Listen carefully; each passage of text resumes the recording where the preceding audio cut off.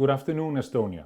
My name is Grímur Atlason and I'm the Managing Director of Geðhjálp, the Icelandic Mental Health Alliance. I'm going to talk to you or tell you a little bit about our project Út með það, and then our chairman, Héðinn Unnsteinsson, will give you a brief summary about what we are doing today and what the work of Geðhjálp is the coming years. Út með það, or Out With It, is a project that we've been running for the past couple of years with the Red Cross of Iceland.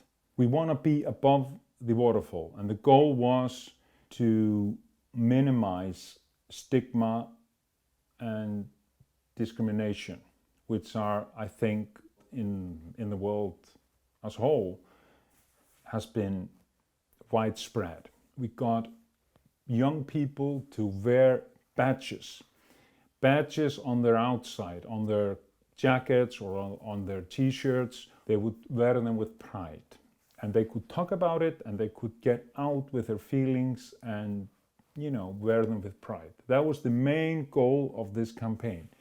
And we got a lot of young people, influencers, people of fame here in Iceland, musicians, writers, to do this, as you can see here on the pictures behind me. So the next chapter of Út með það, which is ready now, but due to COVID we haven't been able to go ahead with it. We're gonna go around the country, around Iceland.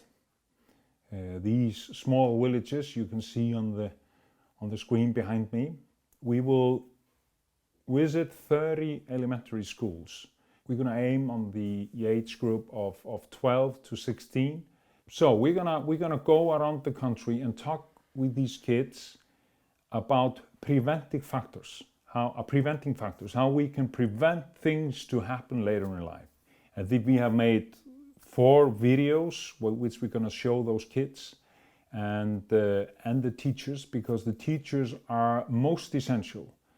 They can identify and they can, you know, talk to the children that are showing kind of these yellow flags, not the red flags, but the yellow flags of something that they could develop later in life that could be problematic. So Út með það, or Out With It next chapter, we go further upstream, because we think the further upstream we go, the more likely we will have fewer that will go below the waterfall, fewer that will need benefits later in life from the state, will be hospitalized. So this is Út með það. Now, Héðinn Unnsteinsson, the chairman of Geðhjálp, will tell you more about what we are about, where we are heading, and how we're going to go there, or how we're going to get there. Thank you very much. Hello, dear friends in Estonia, Peaasi.ee, or Head Matters. My name is Héðinn Unnsteinsson, and I am the chairman of Geðhjálp. I want to pick up where Grímur left off.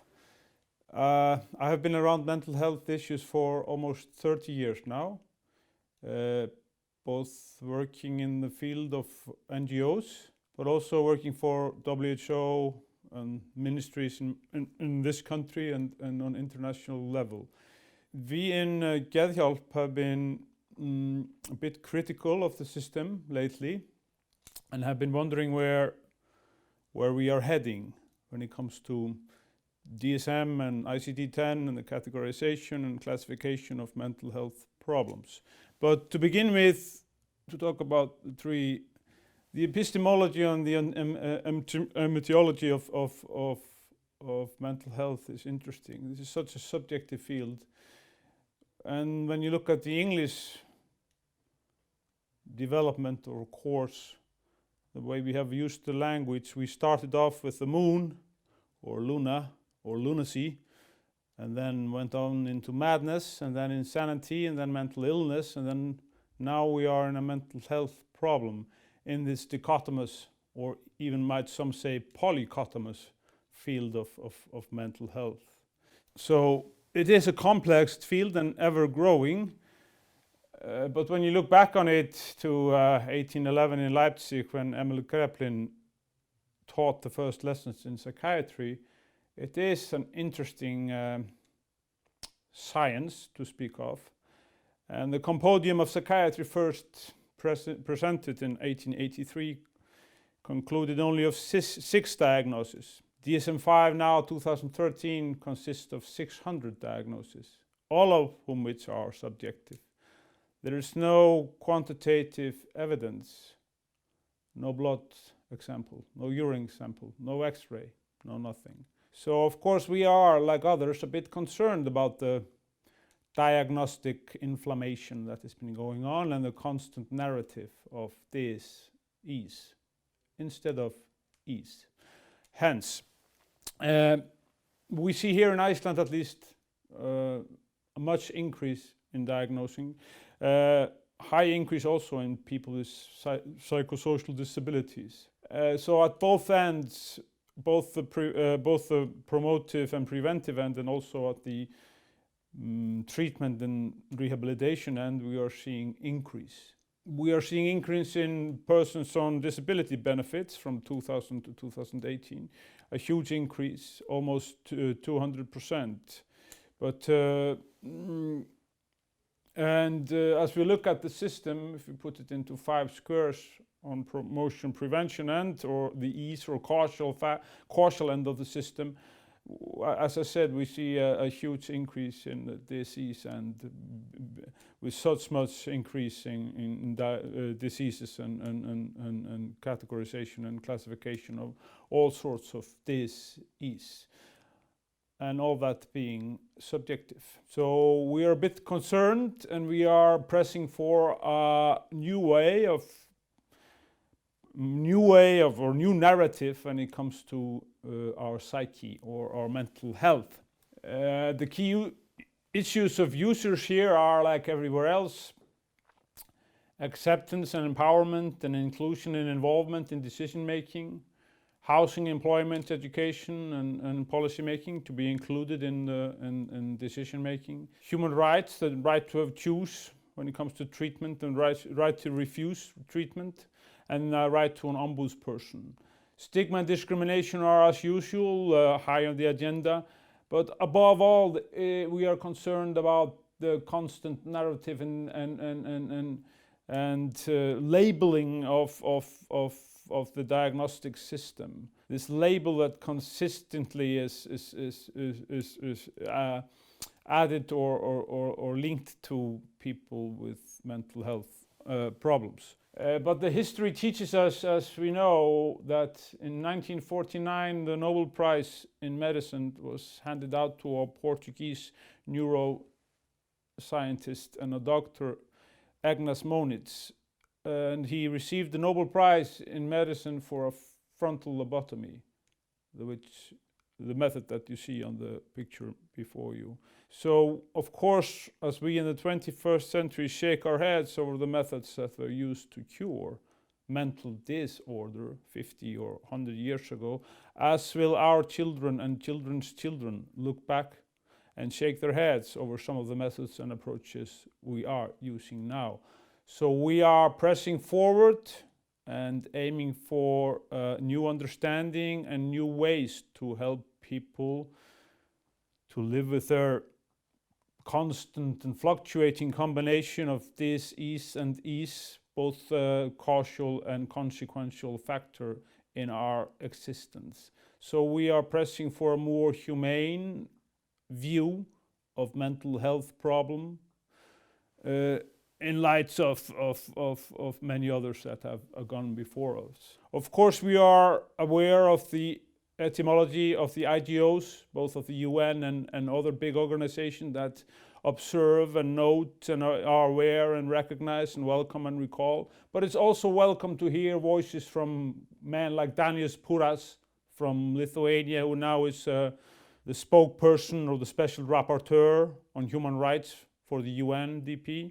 And it's interesting to hear his voices even saying the same things that I've been saying here today, recalling for a new approach on mental health. I just wanted in the end to talk about our mission statement Geðhjálp, the Icelandic Mental Health Alliance, is to promote mental health of people in Iceland.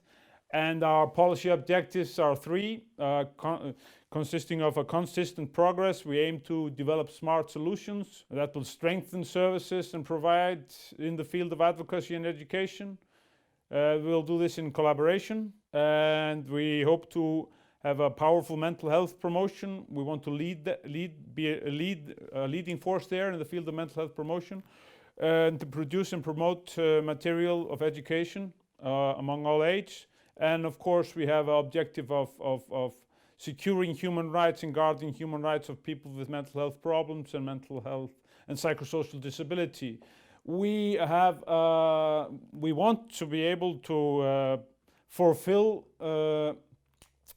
one slogan that has been, we want to be of service. We want to fulfill the slogan and the famous quote given by Harry Truman in the 1950s. When he said that it was amazing what you could achieve in your life, as long as you didn't care who got promoted for it, who got recognized for what he did. So we want to do the same. We want to be of service as an organization in our communities, and we are less concerned about receiving any sort of external gratification for our work. The latest campaign, which we are about to start, is called 39 or 39.is, and we are launching that now on the 15th of October. It's based on the number of people that last year took their own lives in Iceland. We are not going to dwell on the concept or discuss very much suicide per se, but we want to discuss the consequential factors that lead a person to the decision of ending his or her own life. So that's our newest campaign, and hopefully it will be a success. We're doing that in alliance with the Peaasi.ee movement, who are working with people, carers from victims of suicide. It is a pleasure for us in Geðhjálp to be able to work with you, and hopefully our collaboration can be fruitful, and hopefully after this COVID crisis we could see each other someday. Everything in this world hopefully starts with a good intention, so hopefully this is only the first step that we take in a fruitful collaboration based on the EEA grants, and I wish you the best of luck with everything, and hopefully we can assist as much as we can. Thank you very much and have a good day.